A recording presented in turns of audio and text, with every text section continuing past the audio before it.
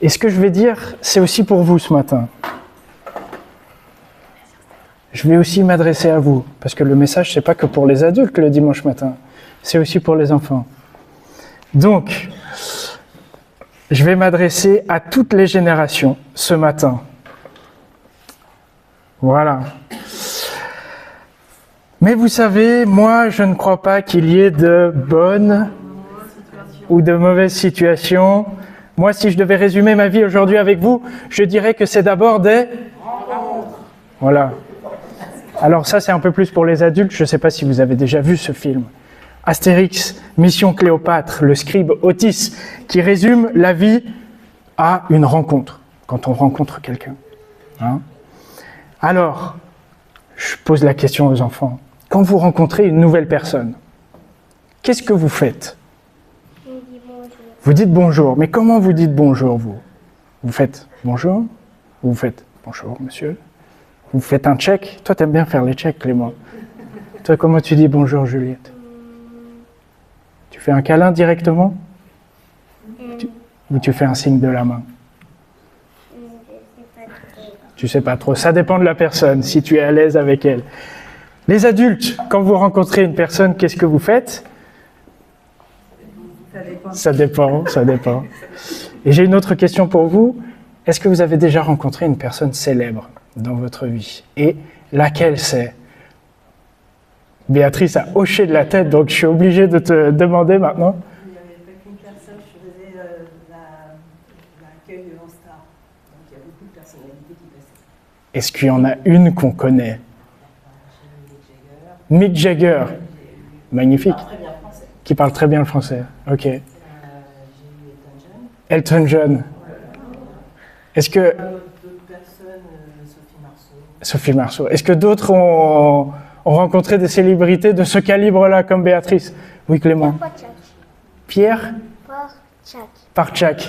Alors, Pierre-Paul Jacques, pardon, oui. C'est un chanteur, hein, c'est ça, hein ? Oui, super. Alors, il y a des rencontres comme ça qui marquent dans la vie. Alors, moi, j'ai pris une photo pour ce message, une rencontre qui fait de l'effet. Alors, j'ai mis Cristiano Ronaldo, je sais pas si... Bon, on peut ne pas aimer le personnage, mais bref, je trouvais l'image chouette. Il sourit à l'enfant, et puis les deux enfants, ils sont là, « Waouh, il m'a souri !» Tu te rends compte ? Il y a des rencontres comme ça qui nous font de l'effet, qui nous marquent dans la vie. Ça peut être des gens qu'on aime, ou des gens qui exercent un métier qui nous inspire, ou des sportifs qu'on admire, comme Cristiano Ronaldo. Et si on arrive à parler un petit peu en français avec ces personnes, comme Mick Jagger, il y a des paroles qui peuvent changer le cours de notre existence. On se rappelle, « Ah, Mick Jagger, il m'a dit ça ». Ça reste gravé dans notre mémoire. Alors, des fois, on tombe sur eux par hasard, ces célébrités. Hein, on les voit par hasard dans la rue. Des fois, on doit aller les chercher. On doit traverser la foule, chercher un autographe, un selfie. Moi, je me souviens d'être tombé sur le chanteur Calogero à la gare avec ma famille. Donc c'est pas Elton John ou quoi, mais c'est quand même Calogero. C'était il y a longtemps et ma sœur avait été lui parler. Et elle était revenue, toute excitée. C'était une rencontre rapide, mais qui avait eu de l'effet. Alors aujourd'hui, je veux vous parler d'une rencontre qui a aussi eu de l'effet. Une rencontre il y a 2000 ans, qui est racontée simplement dans la Bible, mais qui est racontée quand même avec de la profondeur. Ça se passe dans la deuxième partie de la Bible, dans l'évangile de Jean, un gars qui s'appelait Jean, qui a écrit un livre dans la Bible. Et il parle de cette rencontre. Alors écoutez bien, parce que j'ai besoin de vous après. Le lendemain, Jean-Baptiste était de nouveau là, avec 2 de ses disciples. Et quand il vit Jésus passer, il dit « Voici l'agneau de Dieu ». Les 2 disciples de Jean entendirent ces paroles et ils suivirent Jésus. Ils se mettent à le suivre. Jésus se retourna, il vit qu'ils le suivaient et il leur demanda « Que cherchez-vous » Ils lui dirent « Où demeures-tu, Rabbi ?» Ce mot signifie « maître ». Il leur répondit « Venez et vous verrez ». Ils allèrent donc et virent où demeurait Jésus. Et ils passèrent tout le restant de ce jour avec Jésus, avec lui. Il était environ 4 heures de l'après-midi. Il y a André, retenez bien les prénoms. André, le frère de Simon-Pierre, était l'un des deux qui avait entendu les paroles de Jean, Jean-Baptiste, et qui avait suivi Jésus. Il va trouver en premier son frère Simon et il lui dit « Nous avons trouvé le Messie ». Ce mot se traduit « Christ ». Et il conduisit Simon auprès de Jésus. Jésus le regarda et dit « Tu es Simon, le fils de Jean. On t'appellera Céphas ». Et Céphas, ça veut dire quoi? Ça veut dire Pierre. Le lendemain, donc Jésus, décida de partir pour la Galilée. Et il trouve Philippe. Il rencontre Philippe et il lui dit « Suis-moi ». Philippe était de Bethsaïda, la ville d'où venaient André et Pierre. Ce n'est pas la même version que ce que je lis, mais vous arrivez à suivre. Ensuite, Philippe rencontre Nathanaël et lui dit « Nous avons trouvé celui dont Moïse a parlé dans le livre de la loi et dont les prophètes aussi ont parlé. C'est Jésus, le fils de Joseph, de Nazareth. » Nathanaël lui dit « Peut-il venir quelque chose de bon de Nazareth ?» Philippe répliqua « Viens et tu verras. » Quand Jésus vit Nathanaël s'approcher de lui, il dit à son sujet « Voici un véritable Israélite, il n'a rien de faux en lui. » Nathanaël lui demanda « Comment me connais-tu » Jésus répondit « Je t'ai vu quand tu étais sous le figuier, avant que Philippe t'appelle. » Nathanaël lui dit « Rabbi, tu es le Fils de Dieu, tu es le roi d'Israël. » Et Jésus lui répondit « Ainsi tu crois en moi parce que je t'ai dit que je t'avais vu sous le figuier ? Tu verras de bien plus grandes choses que celles-ci. » Et il ajouta « Oui, je vous le déclare, amen, amen, je vous le dis, vous verrez le ciel ouvert et les anges de Dieu monter et descendre sur le Fils de l'homme. » Plusieurs traductions dans la Bible. Vous aviez 2 versions en même temps ce matin. Donc vous avez pu voir les termes et voir les différentes traductions. Alors, il faut démêler ce qui se passe. Je vous ai dit qu'il fallait retenir les prénoms. Est-ce que vous avez retenu tous les prénoms dans cette longue histoire que j'ai racontée? Il y a qui?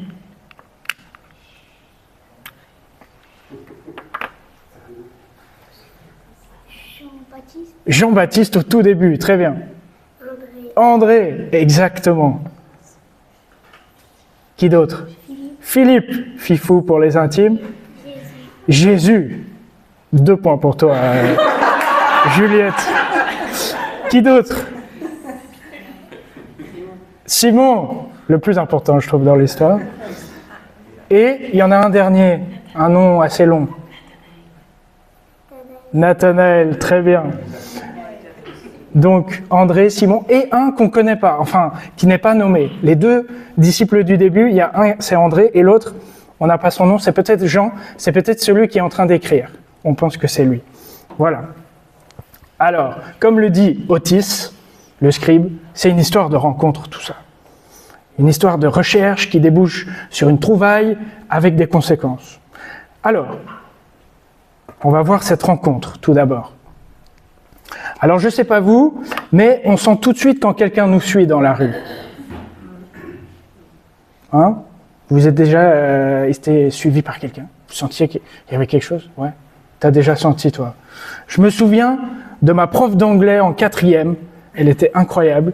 Elle était au tableau et elle savait tout ce qui se passait derrière elle. Comme si elle avait des yeux derrière la tête. Ça, c'est un 6e sens que les profs ont. Les maîtresses aussi. Et Jésus ici, il voit qu'on le suit. Alors il pose une question importante. Il leur pose la question, que cherchez-vous?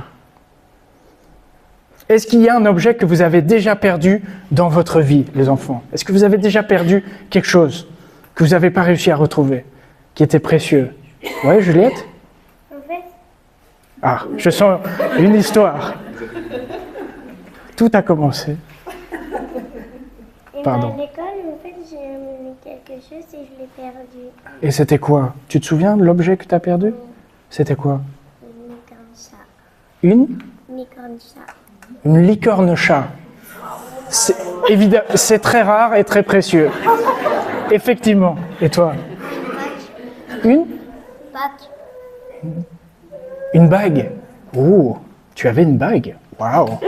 Eh ben, dis donc. Moi, j'ai perdu la montre de mon père une fois. Il me l'avait donnée, il m'avait dit « Tu ne la perds pas, Simon ». Et je l'ai perdue.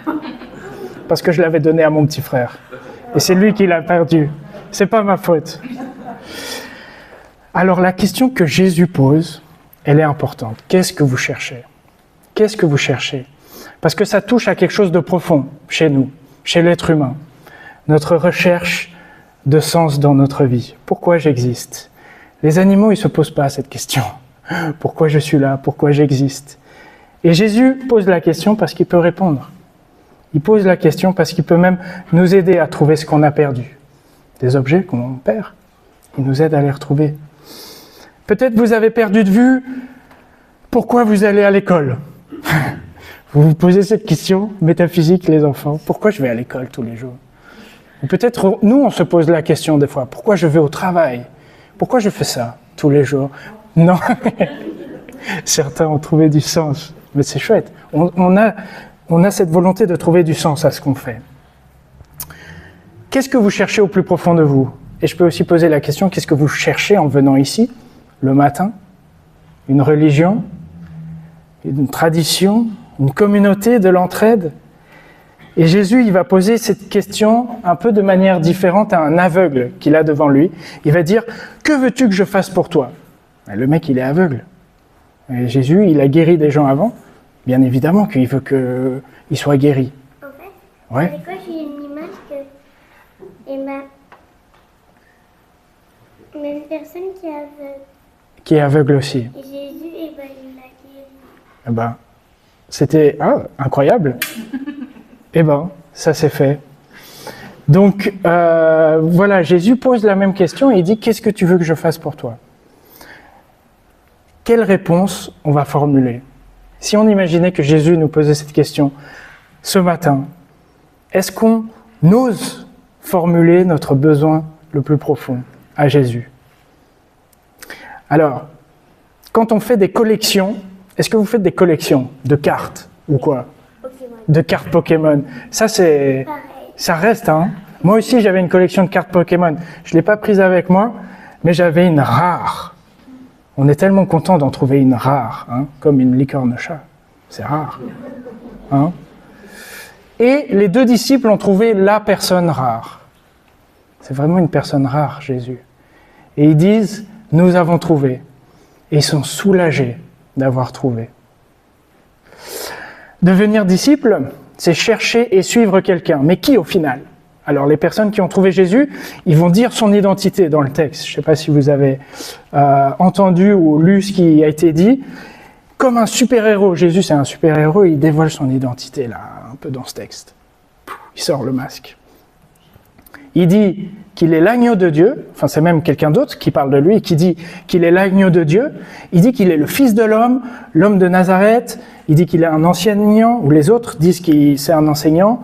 Celui qui guérit, le Messie, le roi, le Fils de Dieu. Ça fait beaucoup. Hein ? On est d'accord, hein ? Ça fait beaucoup en une fois. Mais c'est tout ça qu'on trouve avec Jésus. Un homme qui devait ramener l'équilibre dans la force. Un homme qui doit affronter la matrice. Un homme choisi, celui qui doit exercer la royauté, qui doit devenir roi, le retour du roi. Celui qui a été annoncé pour libérer les gens. Vous avez déjà entendu ça quelque part ? Des films, des séries, mais ici c'est pas un film. J'ose le dire, la vie est réelle, nos attentes sont réelles, la trouvaille est réelle, Jésus est réel.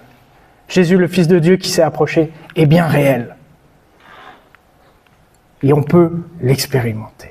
Alors, les enfants, je vous sollicite encore. Quels sont les 5 sens qu'on a avec le corps? Qu'est-ce qu'on peut faire avec le corps? Ouais? Voir.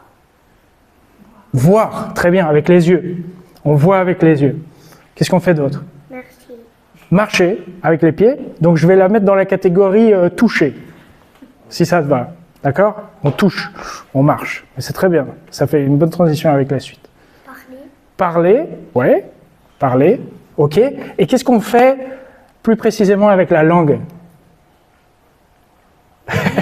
Lécher. On goûte. On goûte. Mais oui, on peut goûter en léchant. C'est vrai, tout à fait. Et avec les oreilles, qu'est-ce qu'on fait?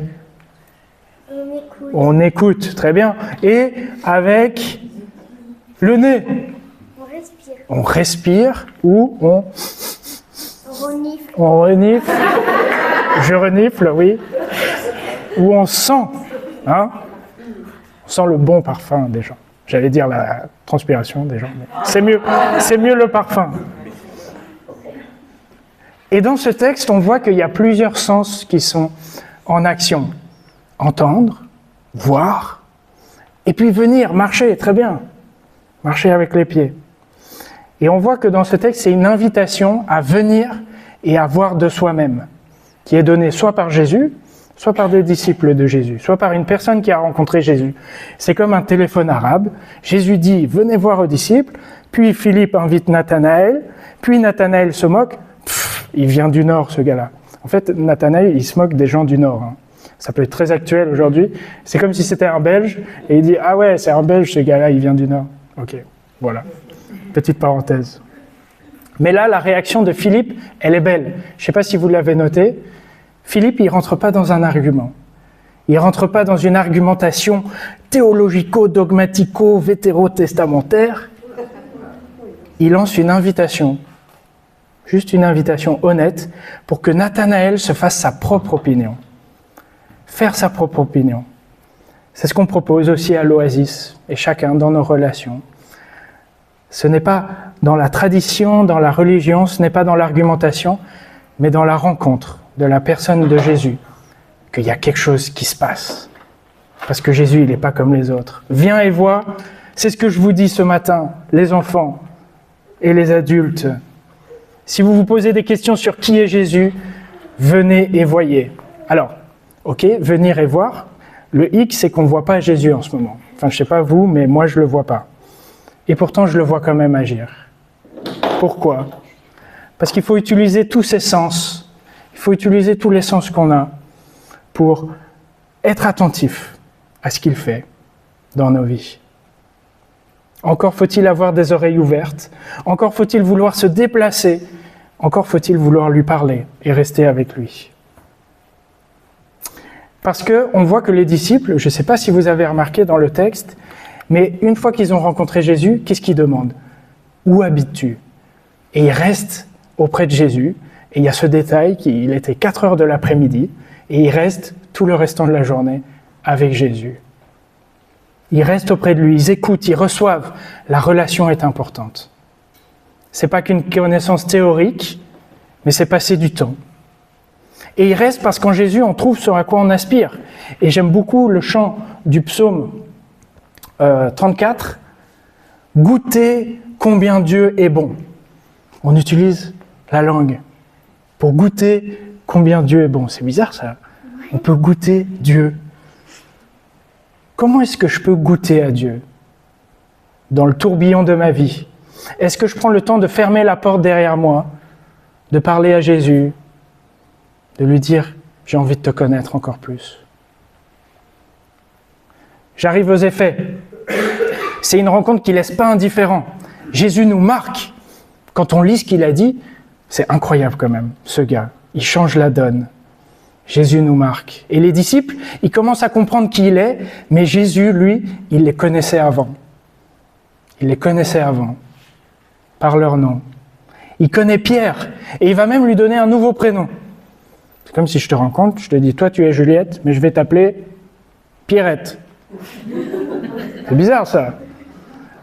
Mais comme s'il voulait dire, Jésus, c'est possible un nouveau départ avec moi. C'est pas ce qui t'est imposé depuis toujours. Tu dois pas vivre sous ce fardeau-là. Moi, je te donne un nouveau départ. Et puis, il savait que Pierre allait faire des grandes choses. Il allait être cette pierre sur laquelle l'Église allait pouvoir s'appuyer. Jésus connaît Nathanaël aussi. Il l'a vu. Jésus nous connaît depuis toujours. Et ça ne leur rend pas intimidant. Je crois que je l'ai déjà dit dans un autre message, mais justement, ça le rend encore plus proche de nous. C'est pas une personne intimidante, voire impressionnante, où on a envie de se cacher, mais c'est une personne qui marque, oui, impressionnante, mais qui nous connaît. Donc on peut aller se cacher avec lui, auprès de lui, parce qu'il nous connaît. Alors, les disciples, vous saviez ce qu'ils faisaient? Vous avez vu sur l'image de Chosen, de Claire, ils étaient comment par rapport à Jésus, toutes les personnes? Elles marchaient et il y avait Jésus devant. Vous avez remarqué? Ils suivaient Jésus. C'était comme ça à l'époque, l'école. La maîtresse ou le maître, il marchait et on le suivait. On n'était pas dans une classe comme ça, assis, en randonnion. On marchait et on suivait. Imaginez, vous faites ça à l'école. C'est bizarre, vous allez dans la cour et vous marchez partout. Eh bien, c'était ça qu'ils faisaient.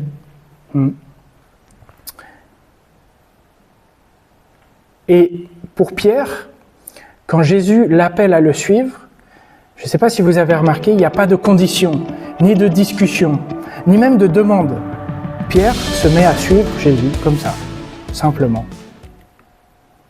Parce qu'il est inspiré par ce Jésus.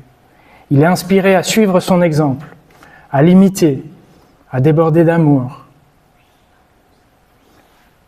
Alors, j'ai une autre question pour les enfants.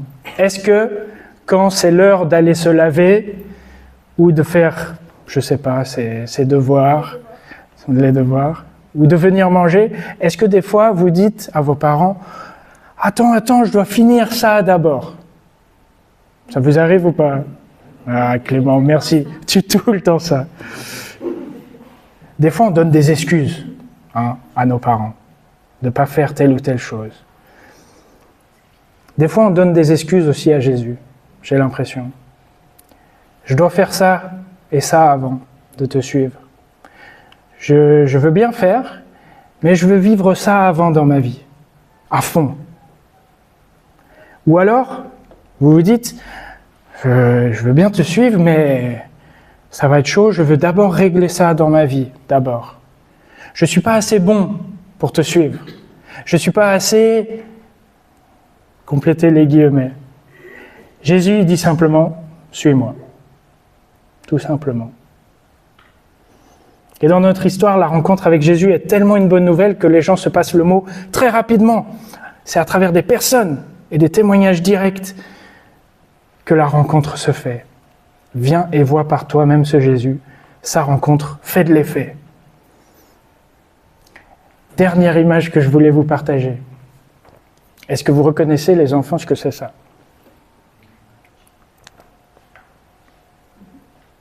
Oui. Un pont, très bien. Et alors, deuxième question.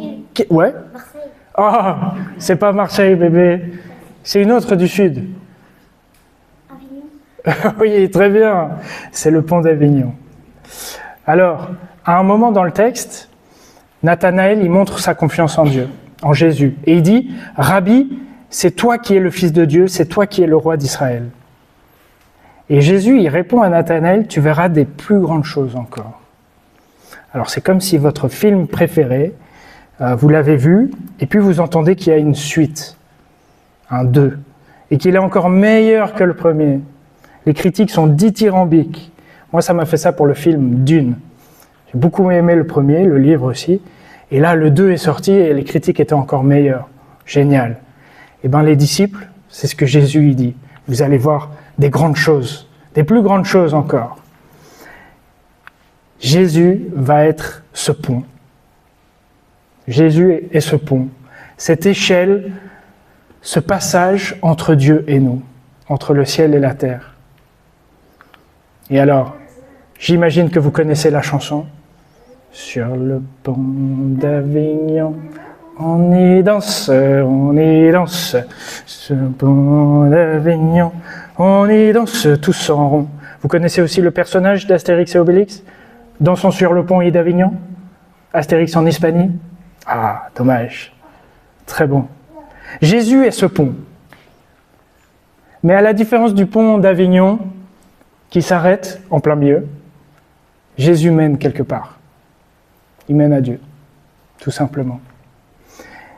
Et Jésus, il va reconstruire ce pont en quelque sorte, de manière inattendue. Il va rétablir la paix, l'harmonie, avec une souffrance, avec une exécution, pour qu'on soit relié à Dieu.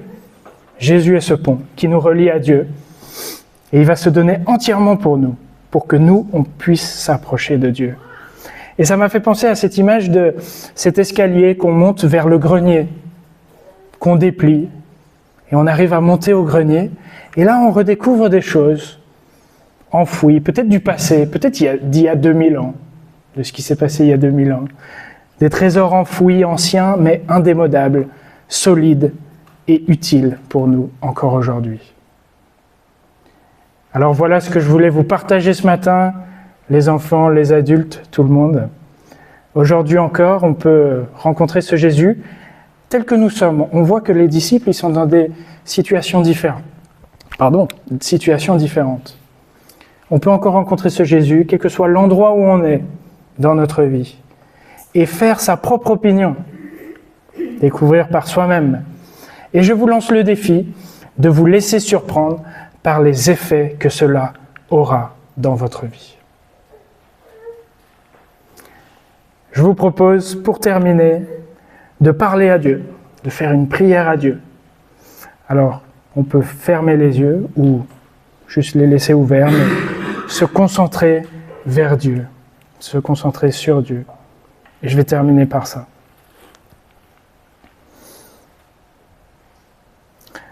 Dieu, merci parce qu'on peut te chercher et te trouver. Tu nous lances un appel à entendre, à venir et à voir. Aide-nous à être attentifs à toi. Aide-nous aussi à prendre le temps d'être simplement avec toi et de goûter combien tu es bon. Tu nous connais, chacun par notre nom. La rencontre avec toi nous change en bien. Aide-nous à vivre en te remerciant et en débordant de cet amour autour, de cette bonne nouvelle de réconciliation avec toi. Amen.